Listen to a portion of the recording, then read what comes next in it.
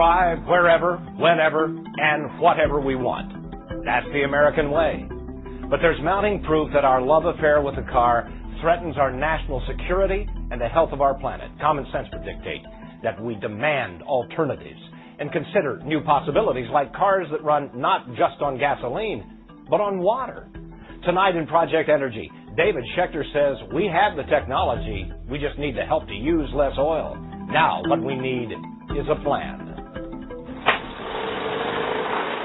Everyone who knows the inventor inside this garage says he's a genius.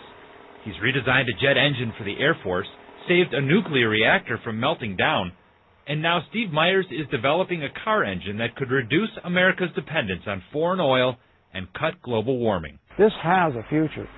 We've only started. His home videos show years of effort, but now Steve believes he's got it. What our technology does is reduce the consumption of gasoline with water. Steve's process modifies tap water into a powerful fuel, which he says can improve fuel efficiency and reduce exhaust. It's environmentally the right choice. It might be a long shot, but something's got to be done. The world consumes an Olympic-sized swimming pool full of oil every 15 seconds. That's nearly 250 times in an hour. And most of it is used for transportation.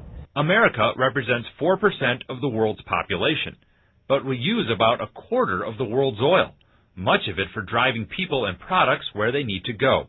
In this country, transportation accounts for almost 70% of all the oil we use. You win the energy war by addressing transportation. Matt Simmons leads the world's largest energy investment bank based in Houston. It's the single most important issue facing the world over the next 50 years. So what can we do about it? We've got to get deadly serious about fuel efficiency. Randy Udall spoke to Don Shelby. Udall is a leading advocate for renewable energy and efficiency based in Aspen, Colorado. He says we can improve our gas mileage by using the technology we have today.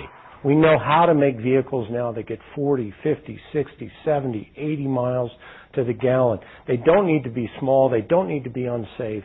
In fact, they can probably be more comfortable and have more amenities than the ones we're driving right now. So if it's not an issue of technology, then why don't we do it? In the 70s, President Jimmy Carter didn't have hybrid cars or alternative fuels, but he still drove average fuel efficiency from 12 miles per gallon to 28.5 miles per gallon. Since I left office, as you know, the restraints have been dropped. So now the average automobile efficiency, it's dropped down about like it was when I became president almost 25 years ago. It's powered by the heavy-duty 6-liter. It's dropped in part because of the SUV, a vehicle America fell in love with when gas was cheaper. But heavier vehicles like SUVs are exempt from tougher fuel efficiency standards, and there are millions of them on the road.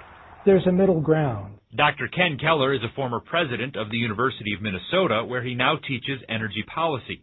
He says it is about fuel efficiency, but people also need to use less gas by combining errands, sharing rides, or using mass transit. I don't think that we can live with total license, that we can do anything we want and continue to do more of it. But I don't think that what we're talking about is a future in which we totally change our lifestyle. This is not Jimmy Carter's "we're all going to suffer." Traditionally, green issues belong to Democrats, but not anymore. Republican Senator Norm Coleman supports tighter fuel efficiency standards and using alternative fuels like ethanol made from corn. This is a national security threat. Dependence on foreign oil threatens to undermine the security of the United States of America today and certainly in the future. Energy policy, to be effective, has to be enduring. It has to be bipartisan. You have to have Democrats and Republicans side by side promoting these policies. One interesting policy plan was introduced this session at the state capitol. It encourages Ford to convert its troubled St. Paul plant to build hybrid cars that run on ethanol from corn and can be charged up with electricity when you get home. Fuel efficiency could be well over 100 miles per gallon, all with available technology. Ford is not yet convinced. It's inevitable that we will someday have a motor fleet that gets 40 miles to the gallon. And if it's inevitable, we ought to be doing it sooner rather than later. Steve Myers says eventually his gas-saving invention could be retrofitted onto almost any kind of vehicle. We have the science, we have the knowledge. All we need to do is put it together and use it. And if we already have what we need to get started now, he says, just imagine what's next. Automobiles and trucks are, of course, the biggest gas guzzlers, but I think this clip from the Science Museum of Minnesota will help open your eyes as to how air travel contributes to this problem as well. It shows 1 day of air travel in the United States. Each line represents a single flight, and as the screen fills up, you start to get the idea. Just as we drive more than the rest of the world, Don, we also fly more. That looks like a lot of fuel. A lot of fuel. 19.5 billion gallons of fuel. Every year. Every year. Thanks, David. Amelia.